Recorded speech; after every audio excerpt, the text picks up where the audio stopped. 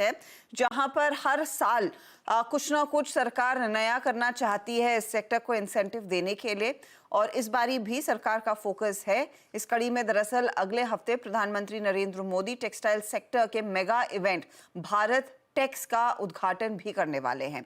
कार्यक्रम का प्लान क्या है, किस तरह के ऐलान आ सकते हैं, मोस्ट इंपॉर्टेंटली यहाँ पर सुनाई ये दे रहा है कि इधर पीएलआई सेक्टर के तहत कुछ और इंसेंटिव्स मिल सकते हैं। लक्ष्मण रॉय हमारे साथ जुड़ गए हैं। लक्ष्मण, क्या डिटेल्स हैं, कितना अहम हो सकता है ये इवेंट, और क्या कुछ और नए प्रावधान आ सकते हैं टेक्सटाइल सेक्टर को बढ़ावा देने के लिए, हमारी कॉम्पिटिटिवनेस बढ़ाने के लिए? देखिए, जो भारत टेक्स का ये इवेंट है, ये अब तक का सबसे बड़ा इवेंट होने जा रहा है टेक्सटाइल सेक्टर के लिए। और इस इवेंट की खासियत ये है कि 100 से ज़्यादा देशों के 3000 से ज़्यादा प्रतिनिधि इस पूरे इवेंट में हिस्सा ले रहे हैं। और इसमें बायर भी हैं, एग्जीबिटर भी हैं, नए नए टेक्नोलॉजी को इनोवेट करने वाले लोग भी हैं। और कुल मिला कहें तो इसमें कम से कम 46 MOU साइन होने के उम्मीद जताई जा रही है। प्रधानमंत्री मोदी खुद इसका उद्घाटन करने वाले हैं और कोशिश ये है कि पूरी दुनिया के सामने ये बताया जाए कि भारत टेक्सटाइल सेक्टर के मामले में कितना महत्वपूर्ण भूमिका निभा सकता है। और पूरे सप्लाई चेन की व्यवस्था भारत में है, क्षमता है, और इसके जरिए शोकेस करने की कोशिश की जाएगी। और इसमें अभी भारत में टेक्सटाइल का पूरा कारोबार करीब 150 बिलियन डॉलर के आसपास है। उसको बढ़ा करके 2030 तक 350 बिलियन डॉलर तक करने की कोशिश की जा रही है। इसके लिए ये चौतरफा कोशिश है। और इसी कड़ी में एक और महत्वपूर्ण बात है कि सरकार पॉलिसी लेवल पे भी निवेश बढ़ाने के लिए काफ़ी कोशिशें कर रही हैं। उनमें से एक है प्रोडक्शन लिंक्ड इंसेंटिव स्कीम, जिसको पिछले साल शुरू किया गया था 10,800 करोड़ रुपए के लागत से। उसमें से करीब 6,000 करोड़ रुपए तो दे दिए गए हैं, 64 लोगों कंपनियों को दी गई है।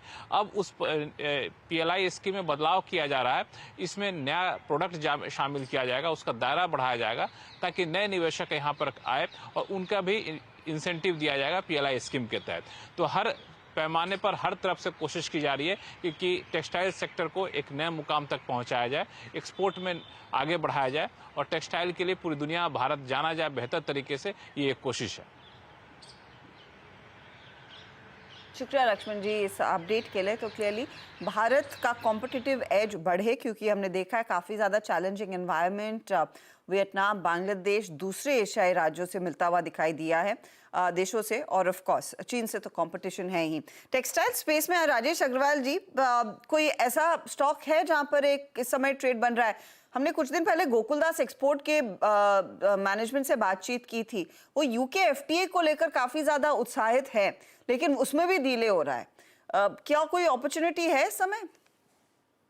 इस वक्त बहुत शॉर्ट टर्म ट्रेड के लिए तो मुझे कोई अपॉर्चुनिटी दिख रही नहीं है, अनलेस एंड अनटिल कि जैसे अभी लक्ष्मण जी बता रहे थे कि कुछ अनाउंसमेंट वगैरह हो सकते हैं। अगर ऐसा कुछ होता है तो जुदा बात है, बट मौजूदा हालात में मुझे ऐसी कोई ट्रेडिंग की अपॉर्चुनिटी नहीं दिख रही है शॉर्ट टर्म के लिए। बट अगर लंबी अवधि का नजरिया हो तो मैं समझता हूँ कि कई कंपनियां हैं जो फंडामेंटली बहुत स्ट्रांग है। फॉर एग्जांपल वर्धमान टेक्सटाइल्स की अगर बात की जाए तो बहुत स्ट्रांग बैलेंस शीट, बहुत स्ट्रांग मैनेजमेंट, कई दशकों का अनुभव, उनके जो एक्सपेंशन प्लान्स थे वो लगभग पूरे हो गए हैं, और वहां से मुझे लगता है कि अच्छे नंबर निकल के आ सकते हैं। और ऊपर के लेवल से अगर आप देखेंगे ना तो अपने बहुत टूटे हुए स्टॉक हैं। करीब करीब अगर मैं सही हूं तो 30-40% अपने हाई से नीचे ट्रेड करता हुआ स्टॉक आपको प्राइस पे भी कंफर्ट देता है कि 1.5 साल तक आप इसे होल्ड कर सकते हो।